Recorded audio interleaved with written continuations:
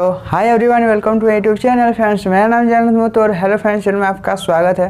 तो फ्रेंड्स, जैसे कि आप जानते हैं कि हम पहले वीडियो में क्या बताए थे, पहले वीडियो में बताए थे कि हम क्लास 9 और 10th के लिए वीडियो बनाने वाले हैं, स्टार्ट से एकदम अंतिम चैप्टर तक, एकदम स्टार्ट चैप्टर से एकदम अंतिम चैप्टर तक मैथ का पूरा वीडियो देने वाले हैं। तो फ्रेंड्स, आज पहला वीडियो स्टार्ट यानी कि पहला चैप्टर का फर्स्ट वीडियो स्टार्ट कर रहे हैं। तो फ्रेंड्स, चलिए स्टार्ट करते हैं। ऐसा वीडियो बताएंगे कि जैसे आप 9 और 10th के दोनों का काम आएगा, और ऐसा बताने वाला है कि आप कभी भी भूल नहीं सकते हैं।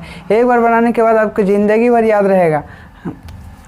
तो फ्रेंड्स, चलिए स्टार्ट करते हैं। सबसे पहला है बेसिक नंबर्स। बेसिक नंबर्स यानी कि देखिए, अगर आप क्लास 9th है या तो 10th है, आपको सबके लिए ये इंपॉर्टेंट रहेगा कि हर चीज़ में पूछा जाता है इन नंबर सब जानना जरूरी होता है कि बेसिक नंबर्स यानी कि जैसे प्रमेय संख्या, अप्रमेय संख्या, पूर्ण संख्या, प्राकृतिक संख्या, पूर्णांक संख्या, भाज्य संख्या, अभाज्य संख्या, ऐसे सब ये सब को जानना जरूरी होता है, क्योंकि यही सब जानिएगा तब तो आप बना सकिएगा ना। फर्स्ट चैप्टर उसी तरह का है ना, चाहे आप 9th में या तो 10th में हो, दोनों में लगभग इसी तरह का है कि आपको इसमें जानना जरूरी होता है कि इसमें प्रमेय किसको, अपरिमेय किसको, भाज्य किसको, अभाज्य बोलेंगे। तो फ्रेंड्स, चलिए स्टार्ट करते हैं आज का वीडियो। तो फ्रेंड्स देखिए, हम लिख दिए बेसिक नंबर्स यानी कि साधारणतः नंबर सब आपको कैसे जानिएगा कि किसको क्या बोलेंगे।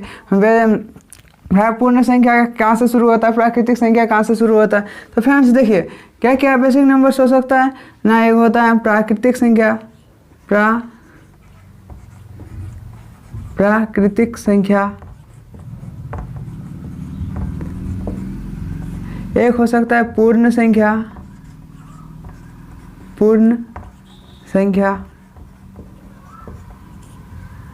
तो चलिए उसका डेफिनेशन के साथ एकदम एक ही बार में ख़त्म ही हो जाएगा, क्योंकि इसमें एक बार लिखेंगे फिर एक बार उतारेंगे। प्राकृतिक संख्या,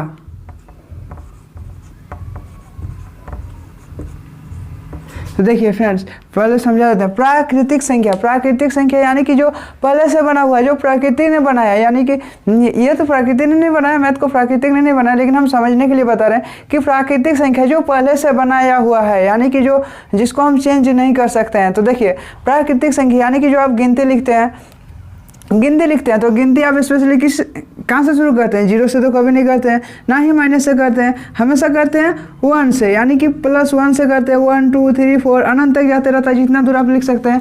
तो देखिए, प्राकृतिक संख्या यानी कि जो पहले से बनाया हुआ, यानी कि आप किसी भी क्लास, यानी कि आप मैथ बनाए, यानी कि गिनती तो जरूर बनाए हैं, तो गिनती जो बनाते हैं तो 0 हमेशा 1 से शुरू होता है, ना कि 0 से शुरू होता है। तो प्राकृतिक संख्या यानी कि वैसी संख्या जो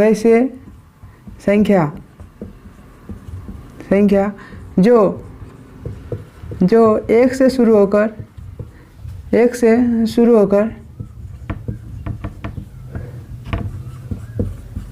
होकर गिनती के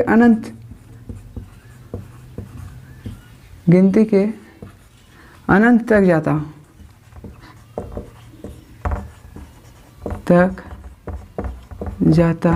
हो, वैसे संख्या को प्राकृतिक संख्या बोलेंगे। जैसे एग्जांपल में 1 2 3 4 5 6 जितना लीजिएगा अनंत तक आपका जाते रहेगा, उसी को प्राकृतिक संख्या बोलेंगे, है ना। चलिए अब दूसरा पूर्ण संख्या। अब इसको भी चलिए समझाते हैं। पूर्ण यानी कि देखिए, अब इसी से आप समझ सकते हैं कि पूर्ण यानी कि पूरी, एकदम पूर्ण यानी कि पूरी। तब कोई जब पूरा यानी कि संतुष्ट कब होता है? देखिए, आप मान लेते हैं, आप यदि खाते हुए यानी कि खाना खाते हैं तो आप संतुष्ट कब होते हैं? जब आपका पूरी पेट भर जाएगा, यानी कि आप पूरा खा लिए, उसके बाद आपको तब तो आप संतुष्ट हुए हैं, तब यानी कि पूर्ण संख्या। आप जब तक पूरा नहीं कर लेंगे, यानी कि पूरा खा नहीं लेंगे, आप जब मान लीजिए यदि एग्जाम को देते हैं, तो एग्जाम देते हैं, यानी कि जब तक आप पूरी तैयारी नहीं कर लेते हैं, आप एग्जाम नहीं देंगे। यानी कि पूरी एग्जाम यानी तैयारी, यानी कि पूरी जितना भी हो सकता है, हम किसी में आधा नहीं छोड़ेंगे, सब पूरी यानी कि पूरी तैयारी करते हैं। तो पूर्ण का मतलब यही होता है कि पूरी यानी कि जो 0 से स्टार्ट होता है। यहाँ प्राकृतिक संख्या यानी कि जो 1 से स्टार्ट होता था, लेकिन पूर्ण यानी कि पूरी। आप इसी से याद रखिए, पूर्ण यानी कि पूरी यानी कि 0 से। तो वैसी संख्या हम स्पीड लिख दे रहे हैं, वैसी संख्या जो जीरो से शुरू होकर उम्मीद है आपको राइटिंग समझ में आ रहा होगा, क्योंकि थोड़ा स्पीड लिख रहे हैं इसलिए। होकर गिनती के अनंत तक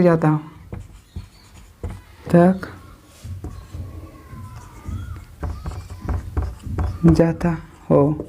वैसी संख्या को क्या संख्या बोला ना, पूर्ण संख्या, यानी कि एग्जाम्पल के लिए 0 से स्टार्ट हो 1 2 अनंत तक का जितना तो जाएगा। तो फ्रेंड्स उम्मीद है आपको ये वाला भी समझ में आ गया होगा। अब चलिए तीसरा नंबर यानी कि प्रमेय संख्या, परिमेय संख्या। इसको सही से याद रखिएगा। परिमेय संख्या यानी कि वैसी संख्या जिसको हम अंश बटा हर के रूप में लिख सकते हैं। अंश बटा हर यानी कि देखिए, आप कभी सुने होंगे या आप तो देखे ही होंगे 9th 10th में, तो आपने देखा होगा कि किसी भी चीज़ को आप बटा में रहता है, यानी कि मान लीजिए 4 भाई है, 4 भाई का यानी कि उसको छोड़िए, आप देखिए ना बटा, देखिए ना बटा, इसको देखिए ना, उसमें आपको ज़्यादा डिफिकल्ट लगेगा, समझ में दिक्कत होगा।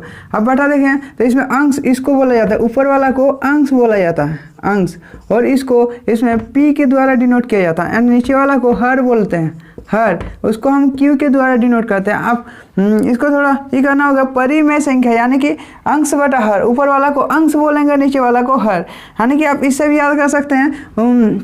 अंश यानी कि अ मेरा सबसे पहले आता है, उसको ऊपर लिखेंगे, और इसमें पी भी सबसे पहले आता है, उसको ऊपर लिखेंगे, और हर माने यानी कि अ के बाद क ख आता है, क ख में हठ हो सबसे नीचे होता है, यानी कि सबसे नीचे होता है, इसलिए हर नीचे होगा, एंड पी के बाद ही क्यू होता है, यानी कि पी के नीचे ही क्यू होगा। उम्मीद है आपको ये वाला समझ में आ गया होगा। हम आपको ये याद करने के लिए एक बेसिकली बता दे रहे हैं, आप इससे भी याद कर सकते हैं। तो चलिए यहाँ लिखते हैं, वैसी संख्या जिसको हम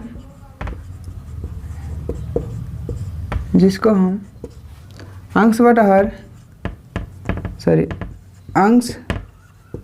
बटा यहाँ लिख देते हैं, अंश यानी कि p बटा हर यानी कि q के रूप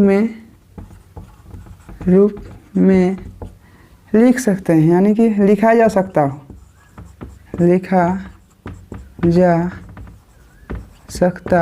हो।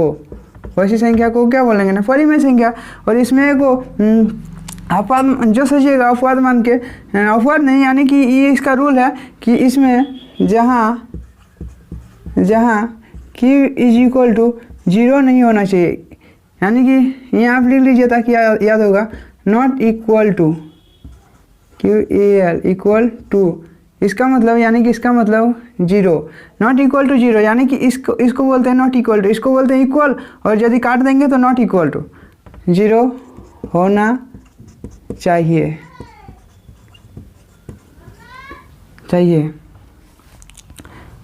तो उम्मीद है हम इसमें तो आधा अधूरा बताए थे, कुछ कारणवश हमको इसमें पॉज करना पड़ा, और आज हम फिर से स्टार्ट करने वाले हैं ऐसे। तो देखिए हम इसमें क्या बताए थे ना, परिमेय संख्या यानी कि वैसी संख्या जिसको अंश बटा हर यानी कि p बाई q के रूप में लिखा जा सकता हो, उसको हम परिमेय संख्या बोलेंगे। लेकिन इसमें एगो रूल होता है कि जहाँ q is equal to not 0, यानी कि q बराबर 0 नहीं होना चाहिए। क्यों? यानी कि हर में मेरा 0 नहीं होना चाहिए, अंश में हो सकता है लेकिन हर में नहीं होना चाहिए। यही इसका रूल होता है कि अगर हर में मेरा किसी कारणवश 0 है, यानी कि ये मेरा अपरिमेय संख्या है, ये कभी भी परिमेय संख्या नहीं हो सकता है। तो फ्रेंड्स इसमें भी इसका एग्जाम्पल लिख देते हैं कि देखिए आप किसको परिमेय संख्या बोल सकते हैं, किसको 1 2 कुछ भी आप रहेगा, 3 या तो 0.1 या तो √4 √9, इसमें वही सब ले सकते हैं जिसका आप स्क्वायर होता है, यानी कि रूट को हटाने के लिए यानी कि यदि मेरा 4 है, इसको यदि हटाएंगे तो क्या होगा 2 गुना 2, और रूट यानी कि स्क्वायर, रूट यदि इधर जाता है तो हमेशा स्क्वायर में चेंज होता है, यानी कि उसके पावर में 2, जिसका पावर में यहाँ यदि एक ही को संख्या यदि आपको यहाँ 2 को मिल जाता है तो रूट आपका हट जाएगा, वो सीधा यहाँ 2 बचेगा। आप यहाँ उम्मीद है आपको ये वाला समझ में आ गया होगा। हम कोशिश करते हैं कि आपको ये वाला पहले से समझ में हो, फिर भी हम आपको समझा दिए कि इस तरह का होता है। आप इसमें √5 नहीं ले सकते हैं, क्योंकि √5 का वैल्यू कुछ दूसरा होता है, पॉइंट में बहुत ज़्यादा बड़ा होता है। √3 का वैल्यू भी दूसरा तरह का होता है, उसका भी बड़ा होता है। इसमें √4 का इसलिए लें क्योंकि 2 का स्क्वायर 4 होता है, और 9 इसलिए लें क्योंकि 3 का स्क्वायर 9 होता है। इस तरह का परिमेय संख्या आप ले सकते हैं। उम्मीद है आपको ये वाला समझ में आ गया होगा। और ऐसा इसमें देखिए, अब इसमें भी वही सब ले सकते हैं जो एक लिमिट, यानी कि जो रुकेगा नहीं वो सबको नहीं ले सकते हैं। जैसे मान लेते हैं 10/3, इसको तो परिमेय संख्या है, लेकिन यदि इसको जो भागा दे के जो आता है, जिस तरह 0.333333 आते रहेगा, यानी कि अनंत तक जाएगा, इसको आप परिमेय संख्या नहीं बोल सकते हैं। इसको बोल सकते हैं लेकिन इसको नहीं बोल सकते हैं, क्योंकि ये कहीं रुकेगा तब तो आप इसको बोल सकते हैं। ये तो कहीं रुक भी नहीं कर रहा है, इसलिए इसको परिमेय संख्या नहीं बोल सकते हैं। तो फ्रेंड्स, उम्मीद है आपको यहाँ तक समझ में आ गया होगा। चलिए अब आगे बताते हैं। हम यहाँ तीसरा नंबर तक बता दें, अब आगे बताते हैं। इसको इरेज कर लेते हैं सबसे पहले।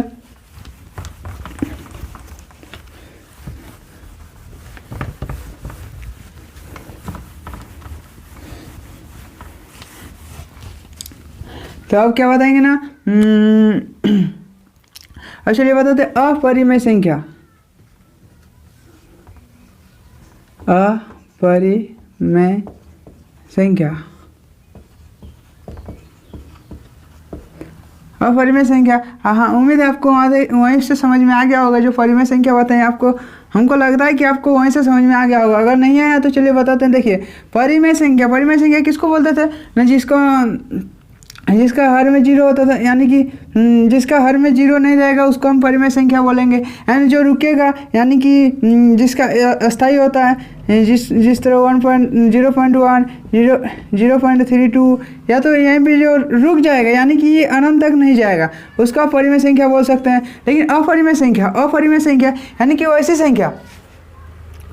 संख्या जिसको p/q के रूप में नहीं लिखा जा सकता है, p/q के रूप में नहीं लिखा जा सकता है, वैसी संख्या को आप अपरिमेय संख्या बोलेंगे। अब कैसे नहीं लिखा जा सकता है वही हम बताने वाले हैं। देखिए, मान लेते हैं आपका √2 का वैल्यू जो होता है 1.4114 करके आते रहता है, ये अनंत तक जाएगा। तो आप इसको कैसे अंश बटा हर के रूप में लिख सकते हैं, क्योंकि इसको तो नहीं लिख सकते हैं, क्योंकि अगर आप इसका पॉइंट भी हटाएंगे तो आप नीचे k को 0 देते जाएंगे आपका, क्योंकि ये तो अनंत तक जाते रहेगा। तो क्या आप 0 अनंत तक देंगे? अनंत तक देंगे तो आपका थोड़ी ना परिमेय संख्या नहीं होगा। उसी तरह किसी का रूट का वैल्यू लीजिए, या तो किसी का अगर हम उसको डिवाइड में बता दिए, और एक इसका ये वाला याद रखिएगा, ये एग्जाम में बहुत ज़्यादा पूछा जाता है कि मेरा जो पाई का वैल्यू होता है, पाई का वैल्यू जो एक होता है 22/7, इसको परिमेय संख्या बोल सकते हैं। आपको समझ में आ गया होगा कि इसको परिमेय संख्या बोल सकते हैं। लेकिन यहीं पे मेरा पाई है, पाई यानी कि और एक मान होता है ना, इसको जब भागा देते हैं तो क्या मान आता है 3.14 करके आते रहता है, ये अनंत तक जाते रहता है, क्योंकि ये कहीं रुकता ही नहीं है। तो आप इसको अपरिमेय संख्या बोल सकते हैं। पाई के मान को इसको अपरिमेय संख्या बोल सकते हैं। अगर आपको कोई पूछेगा कि पाई एक परिमेय संख्या है कि अपरिमेय संख्या, तो आप सिंपली उसमें ईजिली बता सकते हैं कि वो एक अपरिमेय संख्या है। तो क्या आपको ये डेफिनेशन लिखने की ज़रूरत है? हमको तो नहीं लगता है कि आपको लिखने की ज़रूरत है, फिर भी हम आपको लिख देते हैं कि देखिए, वैसी संख्या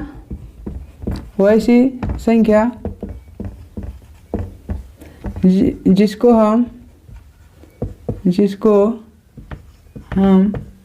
अंश बटा हर, अंश यानी कि p/हर यानी कि q के रूप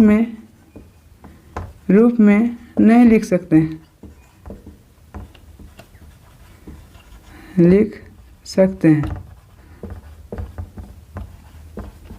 वैसी संख्या को क्या बोले ना, अपरिमेय संख्या। हम उम्मीद है आपको एग्जाम्पल भी समझ में आ गया होगा, फिर भी हम यहाँ पे इसीलिए इजीली लिख देते हैं। पाई जिस तरह या तो 3.14 इस तरह आते रहेगा, या तो √2 या तो √3।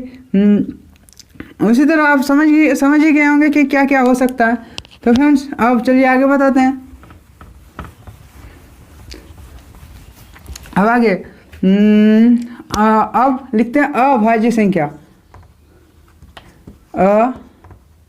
अभाज्य संख्या। अब आप बोल सकते हैं अभाज्य संख्या किसको बोलेंगे? अभाज्य संख्या। हमको लगता है कि आपको यहीं से समझ में आ जा रहा होगा कि अभाज्य संख्या किसको, मतलब कि नहीं, और भाज्य माने भागा, यानी कि वैसी संख्या जो सिर्फ खुद से यानी कि जो ऐसी संख्या जो सिर्फ खुद से और 1 से भागा जाता हो, ये जो ऐसी संख्या जो खुद से और सिर्फ 1 से भागा जाता हो, वैसी संख्या को आप अभाज्य संख्या बोलेंगे। लगता है आपको समझ। देखिए जिस तरह मान लेते हैं आप 2 3 लिए, 3 क्या दूसरे के पारा से जाता है? नहीं जाता है, सिर्फ ये खुद से जाएगा। अब इसके इतना इक्वल टू 3 × 1 लिखिएगा, यानी कि ये सिर्फ खुद से भाग जाएगा एंड 1 से भाग जाता हो। ऐसी संख्या को आप क्या बोलेंगे? अभाज्य संख्या बोलेंगे। लेकिन मान लेते हैं यहाँ पे आप यदि 4 ले लीजिएगा, 4 किससे किससे जाता है? ये 2 से भी जाता है एंड 4 से भी जाता है एंड 1 से जाता है। अभी हम यहाँ कॉमन ले लीजिए, इस सब से जाता है, यानी कि इसका तो गुणांक एगो मिल गया ना। हाँ, इसका गुणांक मिल गया, इसलिए इसको आप अभाज्य संख्या नहीं बोल सकते, क्योंकि ये किसी से तो जाता है, 2 से तो ही भाग जाता है ना, इसलिए आप इसको अभाज्य संख्या नहीं बोल सकते हैं। और वैसे संख्या किसको बोलेंगे ना? वैसी संख्या जो सिर्फ खुद से और 1 से भाग जाता हो, वैसी संख्या को आप अभाज्य संख्या बोलेंगे। ये सिंबल इसको इरेज कर लेते हैं और यहाँ लिख देते हैं, किसको बोलेंगे ना? वैसी संख्या जो सिर्फ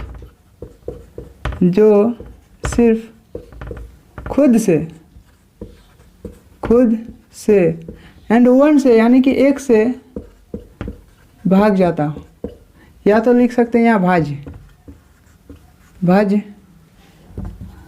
जाता हो, वैसी संख्या को क्या बोलेंगे? अभाज्य संख्या। एग्जाम्पल के लिए यहाँ लिख देते हैं 2 3 5 7 11।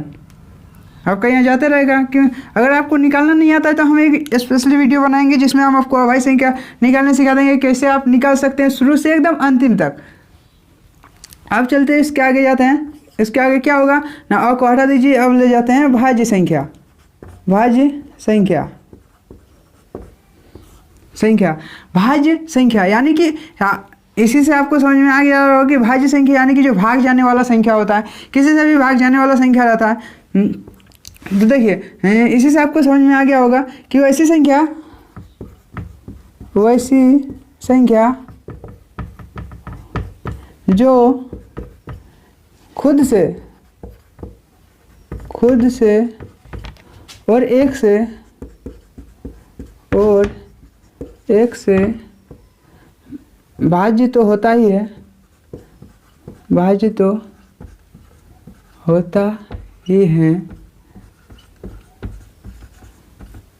लेकिन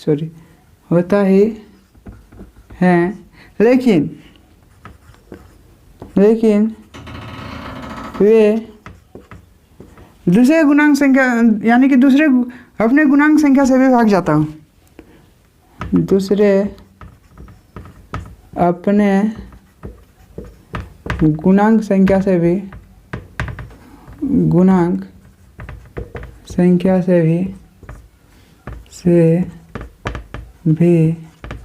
भाज्य जाता हूँ। वैसी संख्या को आप क्या बोलेंगे ना? भाज्य संख्या। एग्जाम्पल के लिए लिख दीजिए, यहाँ कुछ भी लिख सकते हैं आप। 4 जो किसी दूसरे से भाज्य जाता हो, 4 6 10 15 20, ऐसी संख्या आप लिख सकते हैं, कितना भी बड़ा लिख सकते हैं। तो फ्रेंड्स उम्मीद है आपको यहाँ तक समझ में आ गया होगा। तो हमने क्या क्या बताया, चलिए देख लेते हैं कि बताएं। पहले बताए थे पूर्णांक संख्या, फिर पूर्ण संख्या, पहले बताए थे प्राकृतिक संख्या, फिर पूर्ण संख्या, फिर परिमेय संख्या, फिर अपरिमेय संख्या, फिर अभाज्य संख्या एंड भाज्य संख्या। तो मेरा एक छूट गया अभी तक कि पूर्णांक संख्या। तो पूर्णांक संख्या को भी लिख देते हैं। तो सबसे पहले इसको इरेज कर लेते हैं। आप अगर इस नोट डाउन नहीं किए तो प्लीज़ स्क्रीनशॉट ले लीजिए। तो यहाँ हम इसका यहीं पे लिख देते हैं, ये इतना ही तक हट जाएगा। तो यहाँ बताते हैं पूर्णांक संख्या।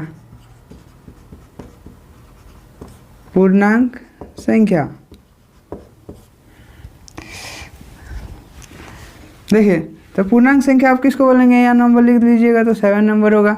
पूर्णांक संख्या आपको इसी से समझ में आ जाना चाहिए। हम पूर्ण मतलब क्या बोले थे? पूर्ण यानी कि पूरा पूरी। पूर्ण मतलब बोले थे ना आपको, पूरा पूरी एंड अंक। देखिए अगर आप इसको तोड़िएगा तो क्या होगा? पूर्ण प्लस अंक। पूर्ण यानी कि पूरा पूरी एंड अंक मतलब अंक, समझ रहे हैं? तो पूरा पूरी अंक होना चाहिए। पूर्णांक यानी कि पूरा पूरी अंक।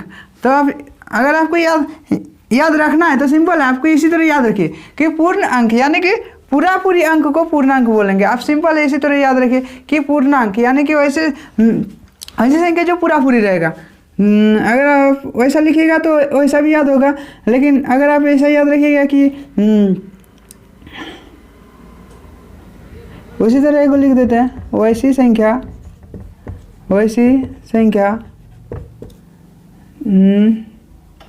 जो पूरा पूरी अंक में हो, जो पूरा पूरी अंक में हो वैसी संख्या को पूर्णांक संख्या बोलेंगे।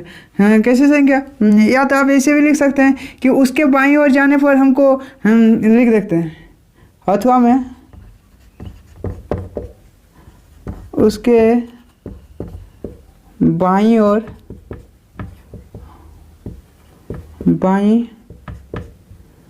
ओर जाने पर ऋणात्मक चिन्ह वाला नंबर मिलता है, ऋणात्मक अंक और दाईं ओर जाने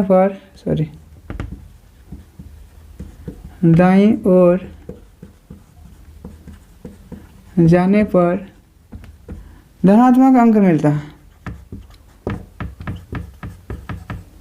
धनात्मक अंक प्राप्त होता है।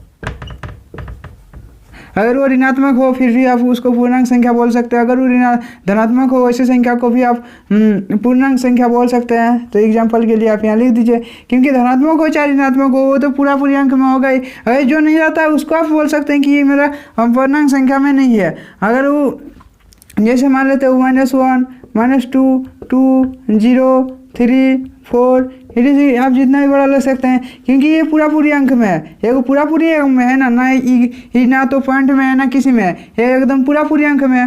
तो फ्रेंड्स उम्मीद है आपको यहाँ तक समझ में आ गया होगा। अगर आपको वीडियो अच्छी लगी तो प्लीज़ वीडियो को लाइक कर दीजिएगा और चैनल पे नए हैं तो सब्सक्राइब कर दीजिएगा, क्योंकि हम क्लास 9 और 10 दोनों के लिए सब हम बनाए हैं, क्योंकि ये दोनों के लिए इंपॉर्टेंट होता है। ये जो बेसिक नंबर्स होता है 9 के लिए भी इंपॉर्टेंट होता है, 10 के लिए भी इंपॉर्टेंट होता है। एंड ये जो 6, 7, 8 के लिए भी तो होता ही है, क्योंकि छोटा लेवल का है, पॉइंट सब है ये छोटा लेवल का है, इसलिए जितना भी आप छोटे लेवल का है उसमें भी आपको बहुत ही हेल्प मिलेगा ये सब। तो फ्रेंड्स लगता है हम बहुत ही ईजी तरीके से आपको समझाए हैं। तो फ्रेंड्स हर वीडियो अच्छी लगी तो प्लीज़ वीडियो को लाइक कर दीजिएगा और चैनल पर नए हैं तो सब्सक्राइब कर दीजिएगा, क्योंकि अब हम 10 के लिए ऑल चैप्टर्स में मिलने वाले हैं। तो थैंक्स फ्रेंड।